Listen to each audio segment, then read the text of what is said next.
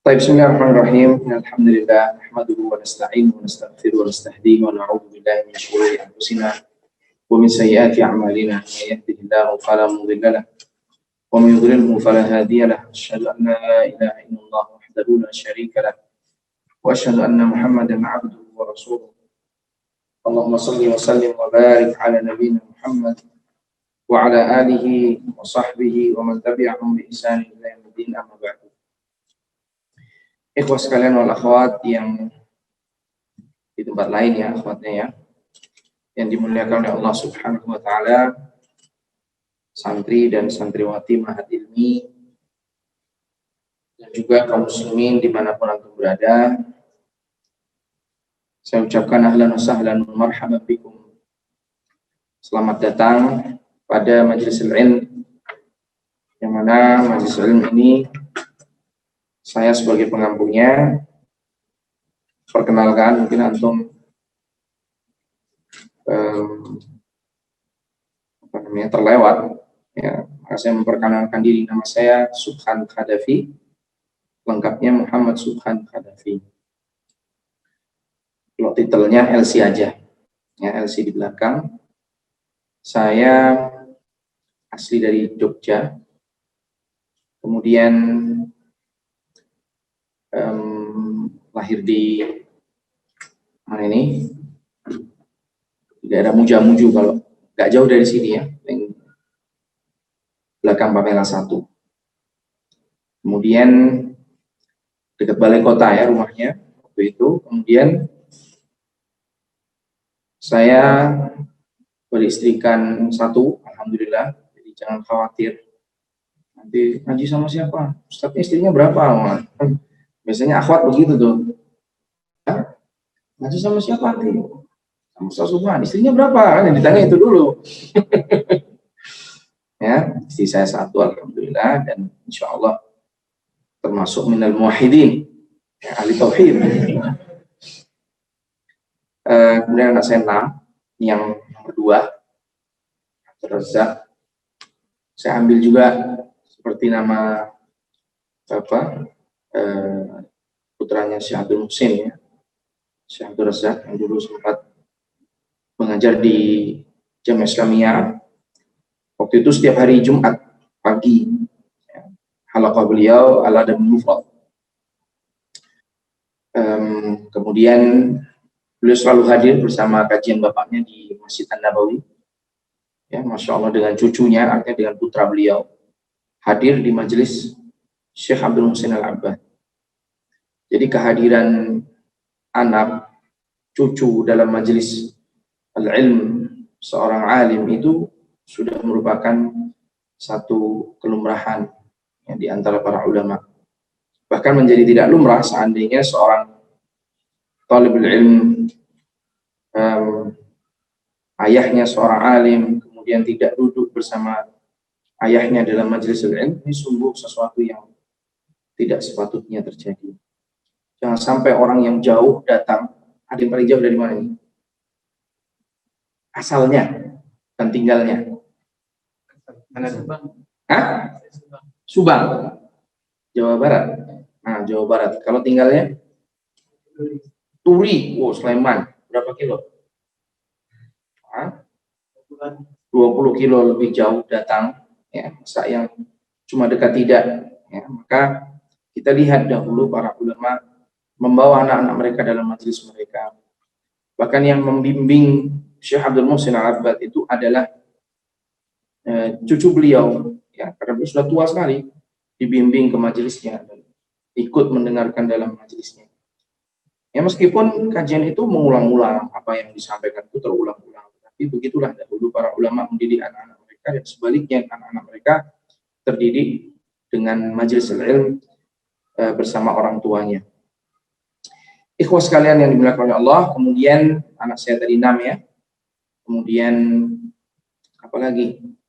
Saya 5 bersaudara. Ini dalam satu komplek. Jadi komplek keluarga semua, ibu, kakak, adik. Kemudian saya dulu lulus dari Madrasah Ma'alimin Muhammadiyah adik kelasnya Ustadz Arifin Ridin, kalau antum mungkin kenal beliau. Kemudian saya lulus tahun 97, melanjutkan ke Mesir 1 tahun, 97 sampai 98. Kemudian diterima di Madinah, karena di Madinah itu nggak bisa langsung diterima, daftar, nunggu setahun. Ya, diterima di Madinah tahun 98 sampai 2002. Ya, kemudian 2002 lulus dari Madinah, mengambil LC-nya itu, kemudian pulang. Setelah itu lanjut di Jogja, sampai sempat menjadi asisten dosen, sempat menjadi dosen di Mediu, Al-Madinah International University. Kemudian saya melanjutkan pengembaraan ke Malaysia, mengambil S2 fikih juga di Malaysia, master ya. Saya kira mungkin itu. Ya, kemudian saya pulang 2017. Ya, kemudian 2017 sampai sekarang. Alhamdulillah sekarang saya mengajar di Ma'had Jamilur Rahman, baik di Ma'hadnya maupun MA-nya. Kemudian lagi saya mengampu juga menjadi pembina di TK ya, yang saya miliki juga sebenarnya, TK di belakang tempat usaha saya, toko besi tajir di Concat, namanya TK Zanjabila. Ya, itu juga di bawah asuhan saya. Kemudian ada juga sekolah Salihah. Sekolah apa singkatannya? Saya kurang tahu ya. Salihah ini homeschooling. Di bawah ininya Pak Dr. Mahfud apa Mahmud? Saya lupa Mahfud. Ya. Dr. Maftuh. Baru ingat saya, Dr. Maftuh. Di dekat Yayen. Di sebelah situ. Ala kulli hal, saya juga pembina di Yayasan Al-Islah Islam Terpadu yang mempunyai amal usaha MA Mafazah. Ya, harapannya bisa mengikuti sunnah ke depannya insyaallah. Baik, ikhwah wal akhwat yang dimuliakan oleh Allah Subhanahu wa taala, pada malam hari ini kita hanya akan mengawali obrolan kita dulu, belum langsung masuk ke kitab yang berat, tidak. Pembahasan kita ya ini malam ini hanya spesial ya, occasional aja. Adapun kesempatan yang akan datang kita bertemu hari Rabu ya, hari yang sama, cuma jamnya jam 4 insyaallah. Ya, antum udah mulai setting asar itu udah mulai setting, masuk aja nggak apa-apa. Ya, ini hari ini bebas. Ya, untuk setting-setting, kemudian apa? Nanti jam 4 saya datang insyaallah. Kemudian kita akan berbicara tentang ibadah terlebih dahulu, karena yang namanya salat. Ya, kalau tadi disebutkan bahwa kita akan bahas tentang salat, kitabus salat, maka perlu diketahui bahwasanya namanya salat itu hanya bagian kecil dari ibadah. Ya, jadi namanya fikih itu pasti akan membahas dua, ya, fikih ibadah dan fikih apa? Muamalah. Nanti kalau mau dijabarkan lagi fikih jinayat kan begitu. Ya, tapi umumnya yang dikenal fikih ibadah maupun fikih muamalah. Kita nggak akan bicara tentang fikih muamalah dulu. Kita sekarang akan akan konsentrasi di fikih ibadah. Dan tentu kalau berbicara tentang fikih ibadah, maka sholat adalah ibadah yang pertama yang sangat dikuatkan di dalam ibadah tersebut. Berbicara tentang ibadah, mungkin sebagian di antara kita mempertanyakan kenapa kok seorang muslim itu harus ibadah? Ya tentu kembali kepada asal diciptakannya manusia. Ketika Allah Subhanahu wa taala menciptakan manusia dan menciptakan jin, ya, itu diciptakan memang untuk beribadah kepada Allah Subhanahu wa taala. Allah Subhanahu wa taala berfirman, "Wa ma khalaqtul jinna wal insa illa liya'budun." Tidaklah kami ciptakan jin dan manusia itu kecuali untuk beribadah kepada Allah Subhanahu wa taala. Ya. Kemudian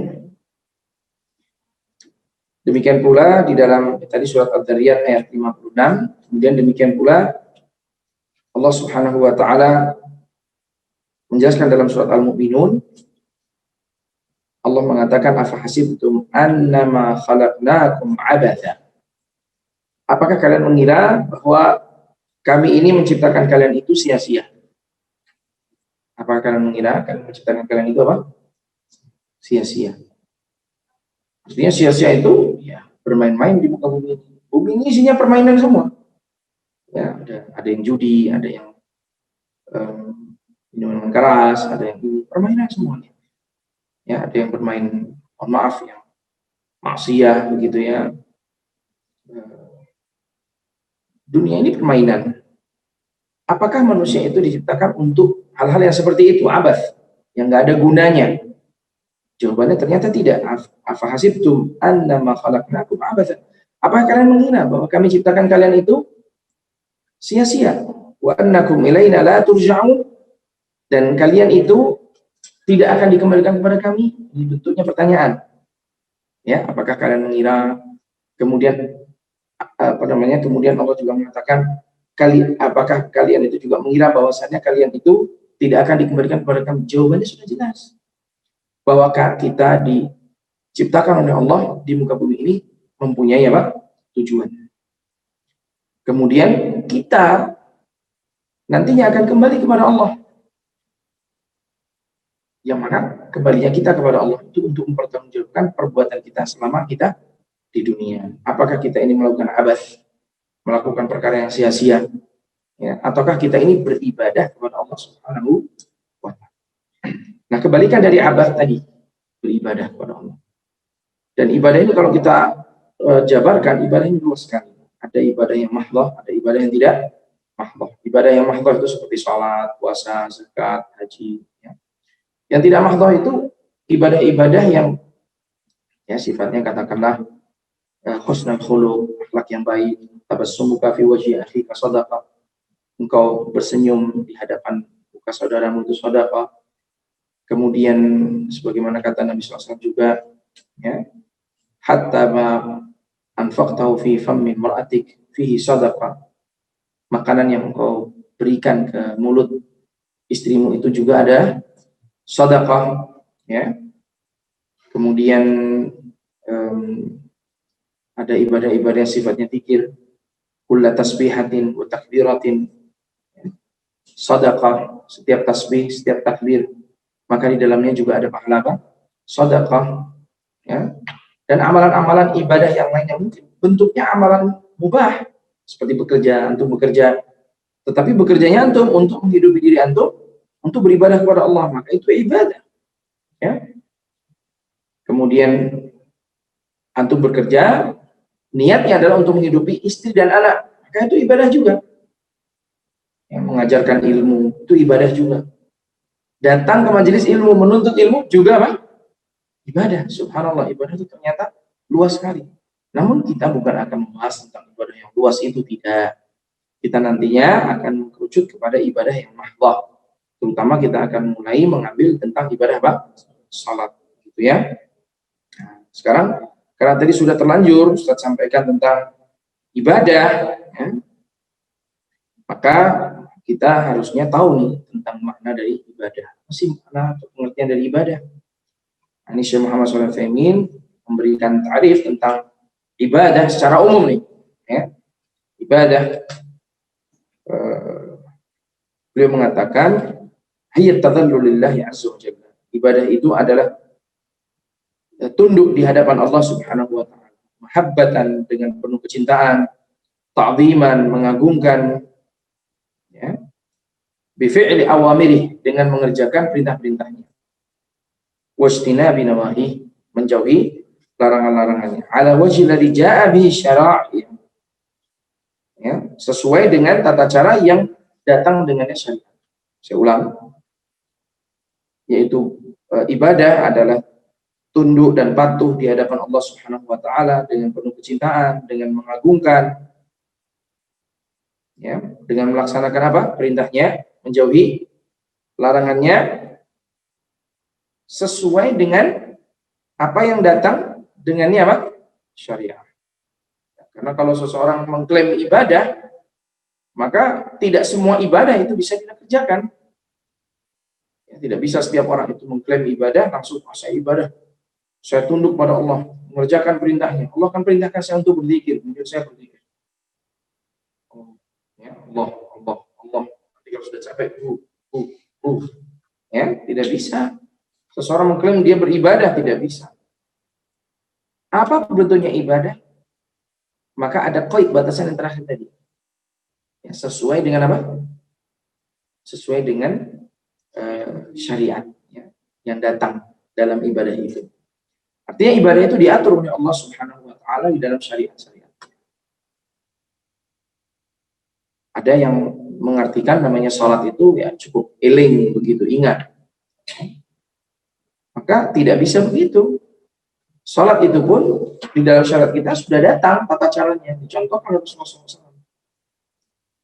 Sehingga orang yang mengaku dirinya telah salat padahal dirinya belum salat, ya, mungkin salat yang dimaksudkan di sini tidak sesuai dengan syariat yang diajarkan oleh Nabi Muhammad SAW. Adapun kita beribadah kepada Allah, tadi kaidahnya, qaid batasannya apa tadi?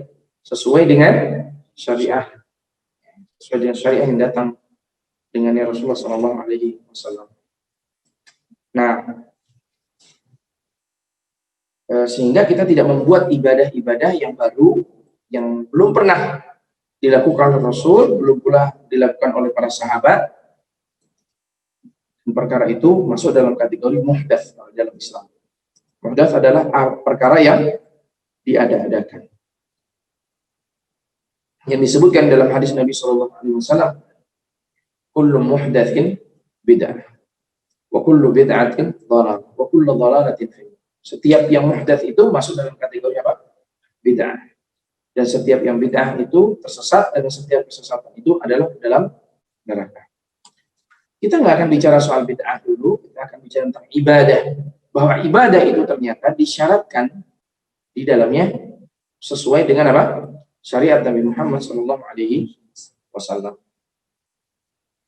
Nah, kemudian tadi sudah kita sebutkan bahwa namanya ibadah itu adalah menundukkan diri, patuh kepada perintah-perintah Allah, dan melaksanakan perintah-perintah Allah, meninggalkan, menjauhi larangan Allah sesuai dengan syariah. Ya.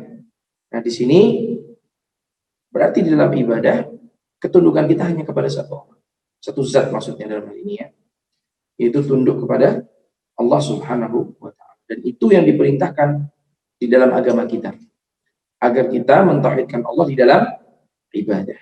Nanti kalau kalian sudah mendapatkan pelajaran tentang akidah, pasti kalian akan menemukan adanya tauhid yang disebut dengan nama tauhid apa? Uluhiyah atau tauhid rububiyah. Nah, tauhid rububiyah yang dimaksud di sini adalah mentauhidkan Allah di dalam ibadah. Dan itu dijelaskan oleh Allah Subhanahu wa taala dalam Al-Bayyinah ayat yang kelima. Sudah hafal semuanya. Apa kata Allah? Wa ma umiru illa liya'budullaha mukhlishina lahu. Dan tidaklah mereka diperintahkan kecuali untuk beribadah kepada Allah dengan mengikhlaskan agama ini hunafa, seluruhnya untuk Allah. Ya, ini kalau kita berbicara tentang hikmah diciptakannya manusia, bahwa hikmah diciptakan manusia itu adalah untuk beribadah. Ya. Nah, mungkin ada yang bertanya, ya, ada yang bertanya, kok saya pernah dengar nih, ada yang memaknai bahwa ibadah itu adalah, ya, seperti di sini Syekhul Islam ya memberikan ta'rif bagi ibadah itu adalah ismun jami'un likulli ma yuhibbuhu Allah wa yardah min al-aqwali wal a'mali al-batinah wal dhahirah, ya, kal khawfi wal khasyati wat tawakkuli was salati was zakati was siyam wa dzalika min syara'il Islam. Ya, kata Syekhul Islam, namanya ibadah itu, nah ini kata Syekh Utsaimin, ini adalah ibadah khas. Kalau tadi ibadah apa? Secara apa? Umum, aman. Kalau ini secara khusus. Apa kata Syekhul Islam ketika beliau menarifkan tentang ibadah secara khusus? Ibadah secara khusus adalah ismun jami'un likulli ma yuhibbuhu Allah wa yardah. Ya, sebuah nama yang mengumpulkan segala perkara yang dicintai oleh Allah dan diridhoinya. Jadi namanya ibadah itu tadi apa? Ismun jami'un, sebuah nama. Ini kalau perlu dihafalkan nggak apa-apa ya, lebih baik ya. Ismun jami'un likulli ma yuhibbuhullah wa yardah minal aqwali wal af'al, dari aqwal perkataan, wal af'al dari perbuatan, ya, al-zahirati wal batinah, yang zahir maupun yang batin. Nah, yang batin itu seperti apa? Ini amal juga loh. Amalul qalb itu batin. Niat. Ya, karena niat itu sejak awal ketika kita sudah tahu niat itu amalul batin ya sudah, berarti namanya niat itu tidak harus diucapkan. Ya, maka ketika salat ya kita tidak diharuskan untuk mengucapkan niat. Karena niat itu masuk dalam kategori ibadah apa? Batiniyah. Ikhlas. Untuk ikhlas itu amal apa? Zahir apa batin? Batin. Ya. Kemudian apalagi banyak ibadah-ibadah yang sifatnya apa? Batiniyah. Saya ulangi lagi, minal aqwali wal a'mal al-batiniyah al-batinah wal zahirah. Kal khaufi. Nah, ini beliau contohkan. Contohnya seperti apa? Ini bentuk isim jami' likulli ma yuhibbu wa yarda. Apa itu bentuknya? Al khauf. Khauf itu rasa takut. Kira-kira amal apa ini? Rasa takut ini. Zahir atau batin? Batin ya. Tapi bisa dilihat dari zahir juga kan? Orang takut. Ya, datang ke sebuah tempat angker. Maka dia kelihatan khusyuk, tunduk, nggak berani lewat. Dia berarti sebenarnya apa? Menunjukkan bahwa dia takut kepada tempat itu. Ya. Sampai kalau orang Jawa tuh kalau mau lewat tempat yang angker tuh harus izin dulu. Nyun sewu bah, dari laku, ngapunten, mohon jangan diganggu, gitu kalau orang Jawa ya. Ya. Benarkah demikian? Tidak. Karena mereka itu adalah makhluk seperti halnya kita juga. Kita tidak boleh tunduk di hadapan mereka, kita tidak boleh memohon di hadapan mereka. Permohonan kita hanya kepada Allah. Maka kalau kita turun ke sebuah tempat yang kita merasa takut, kita merasa khawatir, ya kita berzikir dengan zikir yang diajarkan oleh Rasulullah SAW. Ya. Ada beberapa zikir yang kita baca seperti a'udzu bikalimatillahi tammati min syarri ma khalaq, a'udzu bikalimatillahi tammati min syarri ma khalaq, a'udzu bikalimatillahi tammati min syarri ma khalaq. Kita berlindung kepada siapa? Kepada Allah, bukan kepada makhluk yang akan mengganggu kita itu. Kita berlindung kepada Allah Subhanahu wa taala. Khauf contohnya. Kemudian apa? Khasyah, rasa takut. Ini ada perbedaannya ya. Kalau antum belajar akidah akan dijelaskan perbedaan antara khauf dengan khasyah. Tawakkul, bertawakal, salat. Nah, ini pembahasan kita. Ya, berarti salat itu termasuk ibadah. Ibadah apa? Salat itu zahirah atau batinah? Zahirah, kayaknya orang salat itu disyariatkan ke masjid kan begitu. Ya, nggak bisa salat itu batin, nggak bisa. Salat itu nampak gerakannya kelihatan, bacaannya kelihatan. Ya, kemudian zakat, kemudian siam, berpuasa. Saya tidak tahu nanti sampai tidak pada kitab zakat sampai. Ya. Siam, berpuasa dan syariat-syariat Islam yang lainnya. Itu menurut pengertian siapa? Yang disampaikan oleh Syekhul Islam Ibnu Taimiyah rahimahullah ta'ala. Nah, kemudian saya kira mungkin mukadimah cukup dalam hal ini untuk mengawali ibadah. Nah, terkait dengan sholat sendiri, tentu sholat itu bukanlah perkara yang asing bagi kita, bahwa sholat itu disyariatkan oleh Allah Subhanahu wa taala bahkan jauh sebelum apa? Sebelum Nabi Shallallahu alaihi wasallam berhijrah. Ya, mungkin satu-satunya ibadah yang disyariatkan sebelum Nabi berhijrah. Ibadah-ibadah yang lain disyariatkannya belakangan. Apalagi jihad. Disyariatkannya kapan? Setelah Nabi berhijrah. Ya. Adapun salat maka disyariatkan sebelum Nabi berhijrah. Tepatnya kapan? Tepatnya ketika setelah meninggalnya paman Nabi Shallallahu alaihi wasallam yang selama ini membantu beliau di dalam dakwahnya. Kemudian juga setelah meninggalnya istri beliau, Khadijah, yang selama ini membantu memberikan semangat kepada suaminya untuk berdakwah. Kesudian Nabi meningkat, maka Allah SWT memanggil Nabi SAW untuk apa? Untuk Isra dan Mi'raj. Nah, di sanalah Allah SWT mensyariatkan yang disebut dengan nama ibadah salat. Dan ketika Nabi mendapatkan perintah salat itu, tidak ada ibadah yang lain selain salat itu kecuali ya, salat itu disyariatkan langsung Nabi SAW berhadapan dengan Allah Subhanahu wa Ta'ala. Tidak ada ibadah yang disyariatkan di langit. Semua ibadah itu disyariatkan disampaikan kepada Nabi SAW di mana? Di bumi oleh Jibril. Seperti puasa, ya Jibril datang menyampaikan perintah puasa. Seperti haji, Jibril datang menyampaikan tentang haji. Hanya satu-satunya lah ibadah yang ditetapkan oleh Allah dan disampaikan langsung perintahnya oleh Allah Subhanahu wa Ta'ala di langit, yaitu apa? Salat. Subhanallah, karena salat yang punya kedudukan yang besar di mata Allah Subhanahu wa Ta'ala. Karenanya kita juga harus menaruh perhatian kita yang besar kepada ibadah yang disebut dengan ibadah apa? Salat. Ya. Kemudian awal salat dahulu disyariatkan 2 rakaat. Jadi kalau antum musafir, sesungguhnya yang antum kerjakan itu seperti di awal disyariatkannya salat, yaitu 2 rakaat. Kemudian ketika setelah Nabi SAW berhijrah, barulah disyariatkan bahwa salat itu bagi mukim ditambah 2 rakaat menjadi 4 rakaat. Nah, karenanya seorang musafir itu ketika dia melakukan salat 2 rakaat itu sempurna. Ini kita belum bicara soal musafir ya, tapi sekilas saja untuk faedah buat antum. Seorang musafir ketika melaksanakan ibadah apa? Ibadah salat 2 rakaat itu sempurna. Kata Nabi SAW, kata Umar radhiyallahu anhu, rakaatani tamatani, 2 rakaat sempurna. Ya. 2 rakaat sempurna. Jadi 2 rakaat bagi musafir yang dikerjakan itu salat sempurna seperti ketika apa?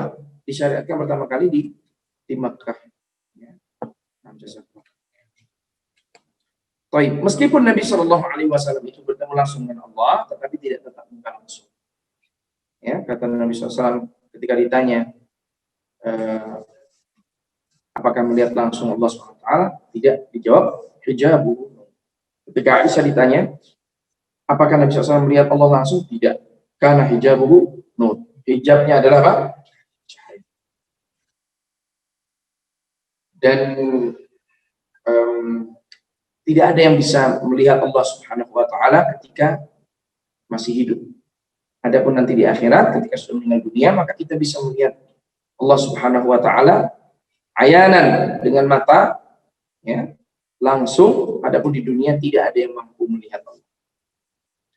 Nah, kembali kepada salat, bahwa salat itu disyariatkan langsung oleh Allah Subhanahu wa Ta'ala kepada Muhammad tanpa perantara. Ya. Itulah kenapa kita mengawali pembahasan kita tentang salat. Bahkan antum apa Ustaz? Bukannya apa fikih itu awalnya taharah ya Ustaz ya? Karena antum lihat buku fikih. Subhanallah, hatta taharah itu pun kenapa ditaruh di awal? Karena taharah itu adalah faktor pendukung dari absahnya ibadah apa? Salat. Ketika salat itu disyaratkan harus dalam keadaan suci, ya, ketika salat itu disyaratkan harus dalam keadaan suci, maka disyariatkanlah taharah untuk salat. Jadi taharah itu dipersiapkan untuk apa? Untuk salat. Subhanallah. Sehingga kalau kita bicara soal ibadah, kuncinya ibadah semua itu ya dari salat itu. Makanya kita bahas pada malam ini tentang kitabul salat. Ya. Baik, kemudian yang terkait dengan salat sendiri, kalau kita melihat di dalam kitab yang sudah di hadapan antum, ada yang sudah bisa baca? Hah? Mungkin bantu saya baca dulu ya, supaya saya tahu isinya. Ya, saya masih buka-buka buku ini. Ya, nggak apa-apa, baca.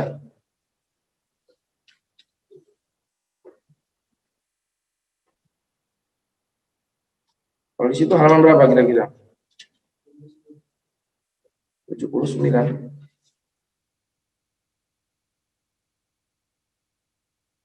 Kita harus salah. Ya, sambil menunggu saya mencari. Ya.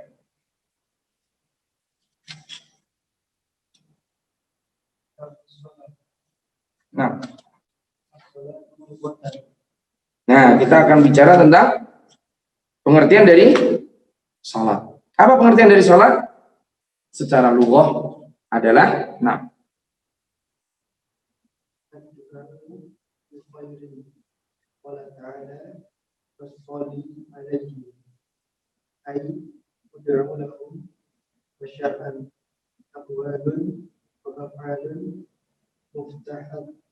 muftatihatun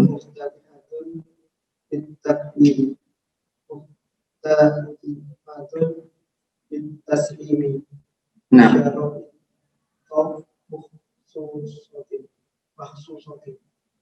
ya itu nggak ada di tempat saya. Ada di tempat antum ya? Ada toh? Nah, di tempat saya nggak ada apa-apa. Saya mafhum apa yang dibaca antum tadi. Jadi apa namanya salat itu? Ta'rifnya secara lughah adalah ad-du'a. Apa itu? Secara lughah, as-salat adalah apa? Ad-du'a. Ya. Tapi apakah orang berdoa sudah berarti salat? Belum.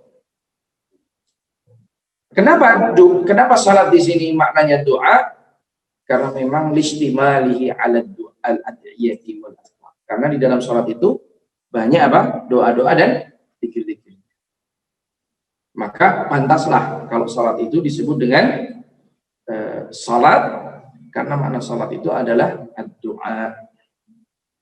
Ya, karena memang di dalam salat itu terdapat apa? Perbuatan yang disebut dengan berdoa. Ya, contoh umpamanya ketika ruku, ketika tidak sami'allahu liman hamidah. Allah SWT zat yang maha mendengar bagi orang yang memuji. Ya, saya memuji Allah kan gitu. Bahkan di dalam Al-Fatihah yang kita baca ketika berdiri, di dalamnya apa? Ketika sudah menyebutkan alhamdulillahirabbil alamin arrahmanir rahim maliki yaumiddin iyyaka na'budu wa iyyaka nasta'in, itu pujian-pujian semuanya. Apa permohonan kita? Ihdina shiratal mustaqim. Berikan kepada kami petunjuk jalan yang lurus. Shiratal ladzina an'amta 'alaihim ghairil maghdubi 'alaihim waladdallin. Ya, itu keterangan saja. Jadi dalam salat itu kita memohon pada Allah. Ketika kita sujud, kita bertasbih subhana rabbiyal a'la, subhana rabbiyal a'la. Kemudian ketika kita dulu di antara dua sujud, ya. Allahumma ighfirli warhamni wajburni wahdini warzuqni. Berikan hidayah kepadaku, berikan rizki kepadaku. Semuanya doa. Maka pantaslah namanya salat itu dinamai salat. Jadi sebenarnya salat itu secara istilah tadi apa? Ismun apa? Wa ibadatun. Ayo, tadi yang aku baca tadi mana? Baca. Aqwalun wa af'alun. Nah, aqwalun wa af'alun. Kita bicara soal salat itu. Katakan salat itu namanya bukan salat. Ya. Kita wujudkan salat itu sebagai sebuah wujud dulu, gitu. Tanpa nama. Apa isinya salat itu? Aqwal wa af'al, al-muftatihatu bit-takbir, al-mukhtatimatu bit-taslim. Betul? Sesuatu yang dimulai, sesuatu yang merupakan perkataan, perbuatan yang dimulai dari takbiratul ihram dan ditutup dengan salam. Ya. Oh, kayaknya pantas ini disebut dengan nama salat. Kenapa? Karena di dalam ibadah ini terdapat doa. Karena memang namanya salat itu makna secara lughahnya adalah apa? Jadi tepat ya penamaan sebuah ibadah yang terdiri dari akwal, perkataan, af'al, perbuatan yang diawali dengan takbiratul ihram, diakhiri dengan salam, ya itu ternyata apa? Tepat untuk dinamai dengan salat. Baik, lanjutkan. Lanjutkan, jangan malu, baca. Salah nggak apa-apa.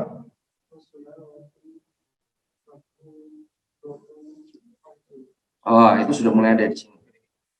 Salawatu al-mafruḍatu khams. Nah, salat yang diwajibkan itu ada 5. Apa aja? Disebutkan tuh. Zuhur, asar, maghrib, isya, fajar. Ini tugas saya membimbing antum untuk baca kitab ya. Karena antum jangan kaget, Ustaz ngajarnya sulit nih. Enggak, insya Allah Ustaz justru membimbing antum baca kitab. Jadi antum baca kitab tuh paham apa yang antum baca. Kalau Ustaz mau sampaikan dengan cara secara umum, kemudian antum besok baca bukunya lagi, bingung antum nantinya. Nah, kalau Ustaz insya Allah akan membimbing antum bagaimana membaca kitab. Maka antum ikuti kitabnya, ya kan? Salat yang diwajibkan itu ada berapa? 5. Berarti yang lainnya tidak diwajibkan. Seperti salat apa? Salat malam, ya, salat rawatib, salat apa? Tahiyatul masjid. Kan nggak ada di sini nih. Yang ada yang diwajibkan cuma 5. Nah, begitu kan antum? Muter kan? Salat yang diwajibkan 5. Berarti selainnya apa?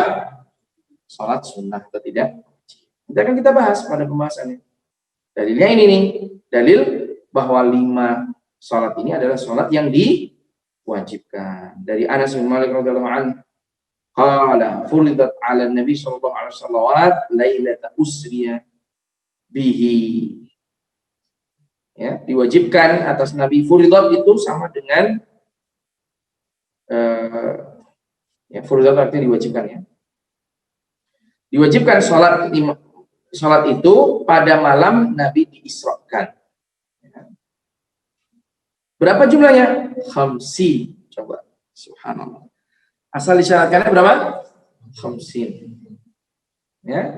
50 sholat. Antum bayangkan. Mengerjakan 50 sholat nih. Bagi dalam 24 jam. Setiap berapa jam?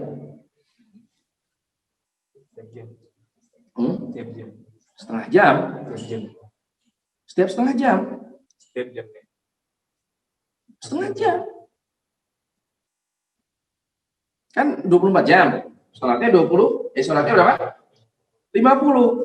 Setiap 20 menit mungkin antum sholat. Gimana kita mau hidup? 20 menit sholat. Baru ler gitu. Udah azan. Sholat lagi. Balik lagi. Ya, betul. Asalnya berapa? Khamsin. Subhanallah. Thumma nuqisat. Dan dikurangi. Hatta ja'ilat khamsan. Kemudian dikurangi dari 50 itu. Sampai akhirnya jadi 5 waktu. Sudah 5 waktu masih banyak yang nggak sholat. Sudah diringkas dari 50 jadi 5 pun masih banyak yang nggak sholat. Tapi ini menjadi dalil dari sholat yang diwajibkan itu berapa jumlahnya? 5. Ya. Nah, di sini keutamaan inilah yang kita belum dengarkan sebelumnya. Tsumma nudiya ya Muhammad, kemudian dipanggillah wahai Muhammad, innahu la yubaddalu al-qawlu ladai wa inna laka bihadhihi khamsin. Nah, di sini nih keutamaannya. Ya. Bahwa apa? Allah mewajibkan 50 waktu. Tapi akhirnya Allah kurangkan dari 50 menjadi 5. Dan syariat Allah tetap sebenarnya. Allah tetap inginnya 50 kan gitu. Tapi karena tahu kaumnya ini nggak mampu, umatnya ini nggak mampu, maksud saya hambanya ini tidak mampu mengerjakan 50 waktu, ya. Maka karena rahmat Allah dijadikan 5, tapi pahalanya adalah 50. Ya.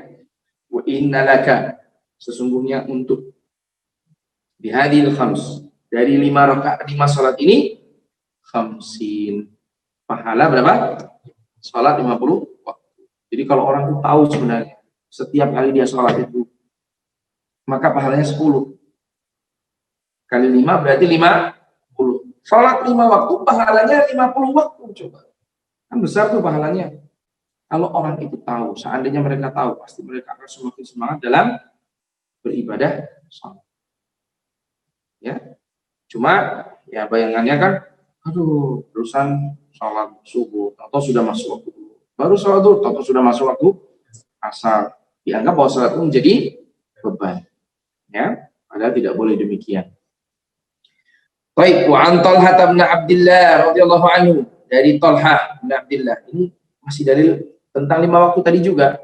Jadi antum ya ketika mempelajari Al-Wajiz ini, antum akan berhadapan dengan dalil yang banyak. Dan itu keutamaan buat antum, karena agama itu adalah qala Allah wa qala Rasulullah SAW. Ya. Jadi di sini poinnya bicara tentang kewajiban sholat 5 waktu. Dalilnya apa? Tadi sudah disebutkan hadis di atas. Kemudian hadis yang berikutnya ini, hadis dari Talha bin Abdullah. Ya, anna Arabiyyan ja'a ila Nabi Rasulullah sallallahu alaihi wasallam. Kadang saya baca ila Rasulullah ila Nabi. Sama saja, enggak ada beda. Rasul itu ya Nabi, Nabi juga Rasul.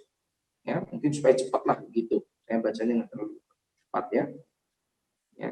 Sa'irul ras faqala ya Rasulullah akhbirni ma faradallahu alayya ma faradallahu alayya min as-salat. Nah, orang Arabi ini, orang kampung, orang pinggiran kota, begitu. Ini jauh dari internet, jauh dari nggak ada telepon, nggak ada TV, nggak ada media apapun. Beliau datang cuma sekali itu.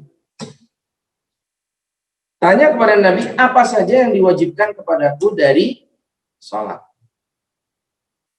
Habis itu, orang Arab ini nggak datang lagi kepada Nabi SAW. Subhanallah, kajian cuma 1 kali seumur hidup. Ya.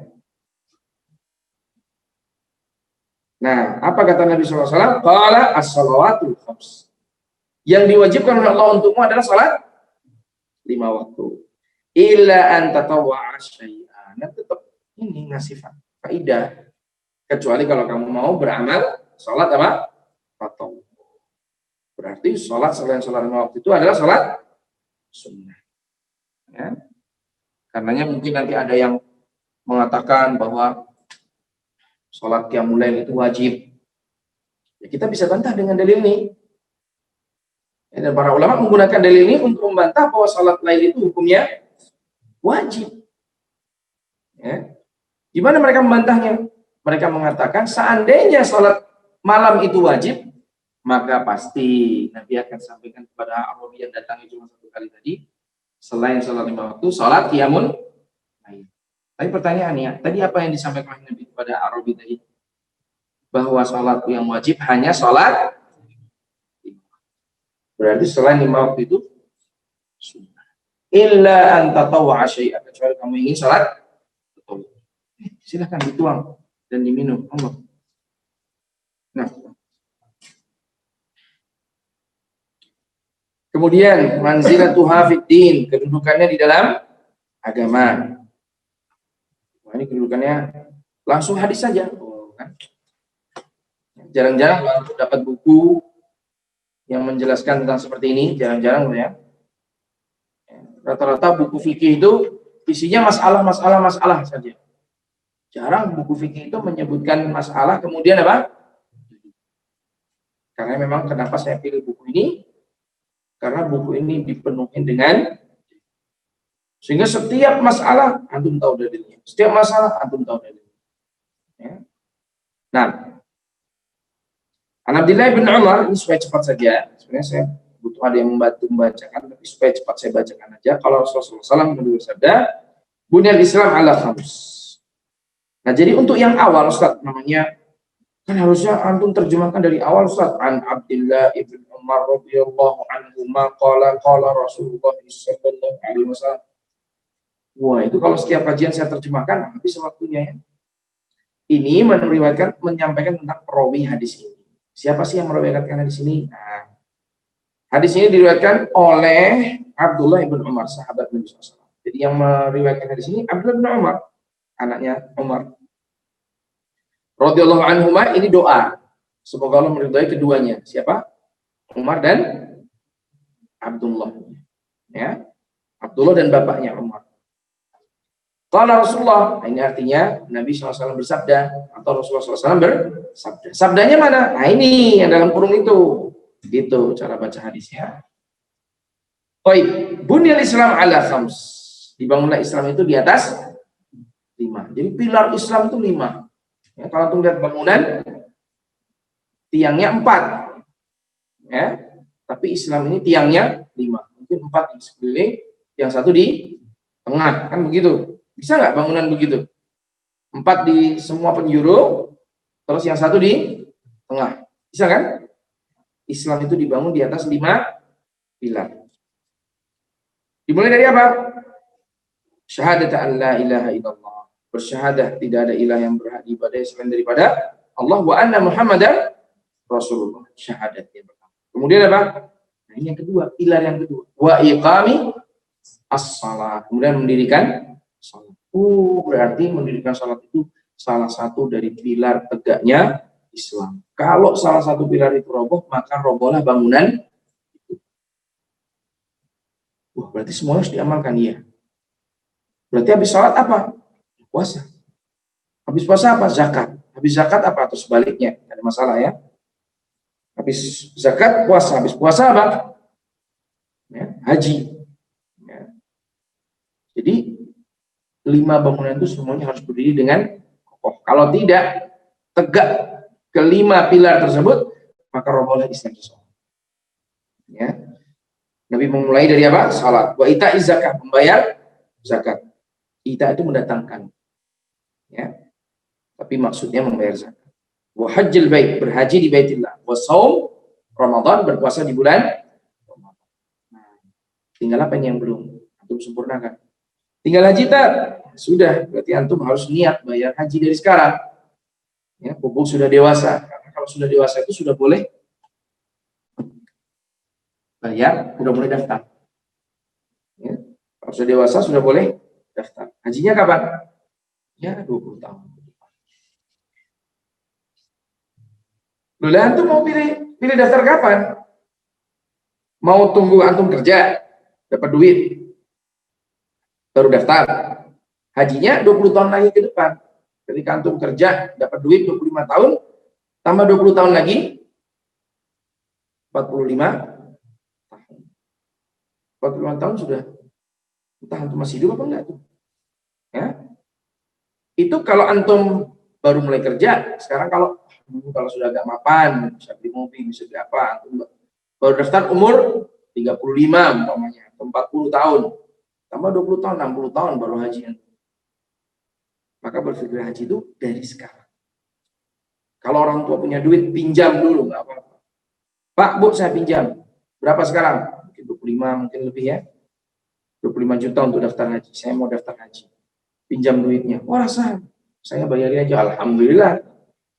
Tapi kalau orang tua, oh iya, nggak apa-apa, saya pinjam. Ya. Jadikan awal pertama kali antum meminjam kepada orang tua untuk antum membayar dengan usaha.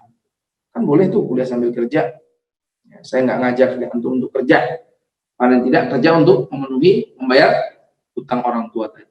Tapi itu perlu difikirkan dari sekarang. Karena kalau tidak, nanti hajinya terlambat. Karena tidak boleh lagi mendaftar sebelum dewasa. Kalau anak-anak saya sudah saya daftarkan ketika mereka masih kecil. Waktu itu peraturannya belum dilarang. Ya. Sehingga kapan hajinya? Ya 10 tahun ke depan. Dari ketika saya daftar. Sekarang 20 tahun. Ya. Bisa jadi tahun depan 25 sampai 30 tahun. Semakin antum mundur, semakin mundur juga waktu hajinya, antriannya. Nah, silahkan antum memikirkan dari sekarang atau tidak, kembali kepada antum. Karena Islam itu dibangun di atas berapa pilar? 5. Salah satunya apa? Haji ke Baitillah. Ya, yang punya kemampuan untuk mendaftar dari sekarang. Nah, nanti boleh kok diajukan, dimundurkan, boleh. Nunggu punya pasangan baru berangkat bersama, boleh. Ya, kalau sudah daftar. Syukur pasangannya juga sudah daftar, gitu. Lebih senang lagi, ya, Masya Allah. Baru mulai kuliah sudah pasangan. Ustaz. Yuk, lanjut. Lanjut gimana, Ustaz? Sudah malam, Ustaz. Ya, ini sudah malam, ya. Sudah hampir jam 9. Ya, kita batasi kajian kita ini sampai jam 9 saja. Tidak boleh malam-malam. Ya. Paling yang terakhir ini, kita sisakan hikmah, hukum meninggalkan sholat, ya. Manzilatu fiddin tadi sudah. Oh, sudah ini manzilatu fiddin sudah. Ya, sudah. Kalau gitu kita akhiri saja di sini. Sehingga ke depan kita akan membahas tentang hukum meninggalkan sholat. Ya. Wallahu taala alam. Ada pertanyaan dulu? Pertanyaan Ustaz dari Mas Adi Mahendra seperti yang ada ini. Ustaz, bagaimana cara belajar fikih yang benar? Maksudnya apakah kita harus belajar fikih mazhab dahulu atau bagaimana Ustaz? Nah, barakallahu fi. Jadi karena sekarang antum sudah masuk ma'had ilmi, maka belajar fikihnya ya sesuai dengan yang diqororkan dalam ma'had oleh ma'had ilmi. Itu belajar fikih apa? Ini ya, fikih ini buku Al-Wajiz. Fikih Sunnah wa Kitabil Aziz. Apalagi buku ini bukan buku madzhab. Sebab kalau antum bertanya apakah saya harus belajar buku madzhab, memang ada sebagian para ulama berpendapat sebaiknya kita belajar fikih itu dari madzhab, ya, supaya mempunyai dasar. Ya. Ada yang mengatakan demikian. Tetapi kita harus tahu dulu bahwa ketika kita mempelajari fikih madzhab, siapa guru kita di dalam fikih madzhab itu. Kalau beliau thiqah, beliau bisa mengajarkan kepada kita tentang fikih madzhab tersebut, dan beliau bisa menjelaskan mana yang benar dari pendapat-pendapat madzhab ini, maka silahkan. Tapi sekarang yang tersedia, yang disediakan oleh madzhab ini adalah fikih yang berjudul Al-Wajiz, ya.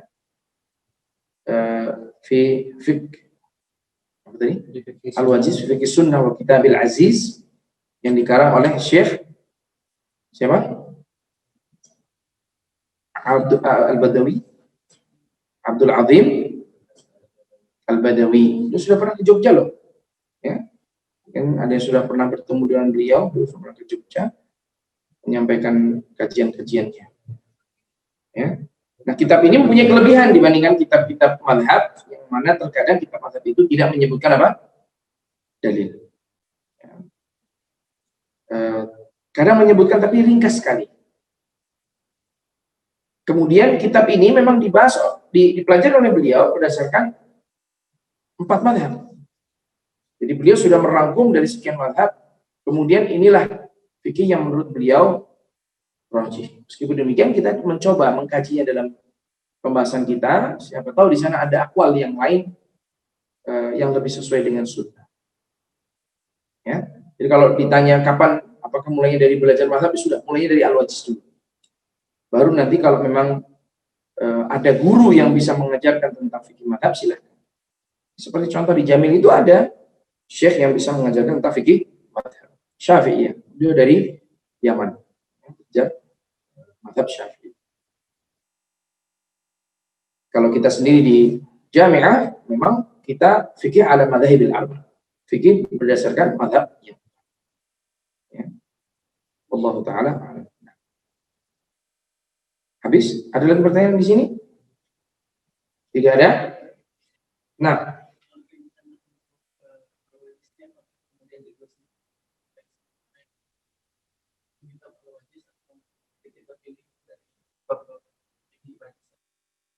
yaitu kita sesuai dengan silabus dan juga sesuai dengan jumlah waktu yang tersedia, ya kan? Maka kita akan pilih bab-bab tertentu, terutama di sini taharah, kemudian salat, kemudian zakat, kemudian haji kayaknya enggak ya? Haji diakhirkan ya? Diakhirkan, karena itu belum berangkat haji kan gitu. Nah, besok kamu berangkat haji, kajian dulu boleh ya, antum kumpul kajian. Kemudian nikah juga karena belum ya, nanti dulu lah. Gitu. Tapi kayaknya akan ya, nikah akan ya, karena pasti semuanya nikah kan? Ada yang mau nikah dari sekarang bilang. Karena semuanya pasti nikah, insya Allah akan kita bahas. Kita belum nikah. Tahun kemarin nggak sampai ya. Kemudian ya apalah yang kita anggap itu lebih utama diutamakan. Ya. Silahkan diminum. Cukup ya? Tidak ada pertanyaan? Oh boleh. Akhwat ada nggak? Belum ada dari akhwat. Ayo, Ahmad bertanya. Masih dari Ivan, Ustaz. Dari Mas Robi Atoillah bertanya, Bismillah, jazakallahu khairan Ustaz atas pelajarannya. Izin bertanya, bagaimana membaca catatan kaki dari hadis-hadis yang sudah disebutkan dan maksud huruf-huruf yang ada di catatan kaki? Jazakumullahu khairan. Barakallahu fiik. Wah, ini pelajaran ini. Baik. Kita lihat yang apa halaman yang tadi kita bahas ya. Seperti mau tadi catatan kaki yang pertama kan tertulis muttafaqun alaih. Ya. Maka di situ maksudnya adalah riwayat Bukhari dan Muslim. Nah, ini di sini Anda perlu tahu juga nih. Karena sebagian kitab tidak ada tahqiqnya. Istilah tahqiq itu ini dia. Hanya menyebutkan al-hadis gitu umpamanya. Kan kita nggak tahu di mana hadis itu, sumbernya dari mana. Tapi buku yang baik itu adalah buku yang sudah menyebutkan, sudah ditahqiq, sudah dicek kembali, dan ada hadisnya di tempat itu, di buku itu, dan ini salah satu bukunya. Makanya ketika ada footnote tadi, angka 1, tadi hadis yang pertama, ya, wa innalaka bihadhil khamsin, tadi itu katakanlah yang pertama itu muttafaqun alaih. Artinya apa? Hadis yang disepakati oleh Imam Bukhari dan Muslim. Jadi kalau kita buka kitab Bukhari pasti dapat. Kalau kita buka Sahih Muslim pasti dapat. Itu yang dimaksud dengan muttafaqun alaih. Ya, kemudian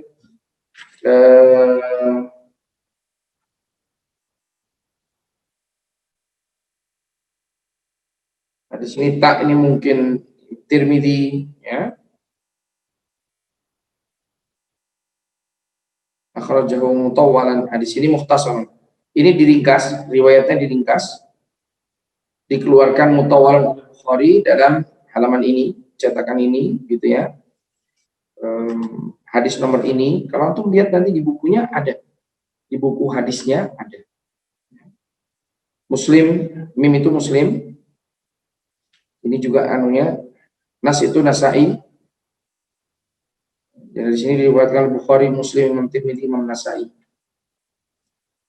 Nah, kalau muttafaqun alaih berarti di Bukhari dan Muslim, maka ada kha itu Bukhari, mim itu apa? Muslim. 1 itu jilidnya, kemudian 106 ini mungkin babnya, 48 ini nomor hadisnya mungkin. Hadis ke-46. Muslim juga demikian. Tapi dari kanan ya? Enggak, dari kiri. Saya kurang tahu kalau dari kiri ya. Dari kiri. Jadi jilid kedua yang ini dal itu Abu Dawud. Juz 2 bab ke-53 hadis yang mungkin tuh halamannya ya, kemudian hadis nomor 387. Nasibnya dari Nasai. Ya sudah begitu ya. Cara membaca footnote-nya. Yang jelas kalau muttafaqun bila Bukhari dan Muslim pasti di sana ada kha Bukhari, mim Muslim.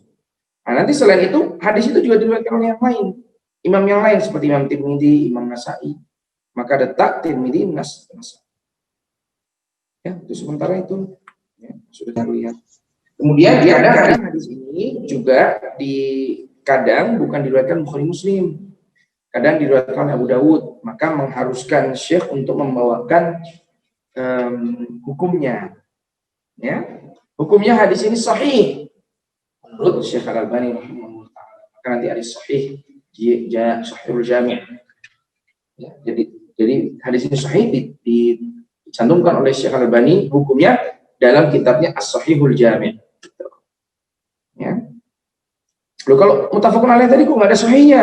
Ya, karena sudah disepakati oleh Imam Bukhari dan Muslim, tidak ada hadis yang lebih sahih melebihi kesahihan hadis yang diriwayatkan oleh Bukhari dan Muslim. Ya, sudah terjawab ya. Jangan ada lagi. Satu lagi Ustaz, dari Mas Agung Gunawan. Bismillah, Ustaz izin bertanya. Untuk rukun Islam yang benar bagaimana Ustaz? Maksudnya ya. Mungkin di sebagian hadis ada perbedaan urutan Ustaz untuk rukun. Oh, enggak ada masalah. Semua riwayat sama, hanya urutan saja yang berbeda. Nah, maka para ulama ketika mereka menyusun buku fikih itu disesuaikan dengan urutan hadis itu. Ya, zakat, kemudian puasa, dan baru haji. Berarti mengikuti riwayat yang itu. Sedangkan yang tadi kita baca, zakat, kemudian haji, baru puasa di terakhir. Tidak ada masalah. Ya. Itu hanya perbedaan di dalam penyampaian Nabi. Karena Nabi terkadang tidak menyampaikan di satu waktu. Kadang Nabi di majelis ini menyampaikan hadis ini. Ya, di majelis yang lain menyampaikan hadis yang sama dengan urutan yang berbeda. Yang meriwayatkan pun berbeda. Akhirnya datang di hadapan kita berbeda seperti itu. Tapi tidak menjadi masalah. Nah, habis kita cukupkan sekian. Di pemanasan ya, itu misalnya olahraga baru pemanasan ya. Jadi semoga yang sedikit sudah bisa memanaskan tubuh antum, ya, otak antum, hati antum untuk menuntut ilmu di jalan Allah Subhanahu wa taala. Baik, semoga yang sedikit ini bisa bermanfaat buat kita semua. Wassalamualaikum warahmatullahi wabarakatuh.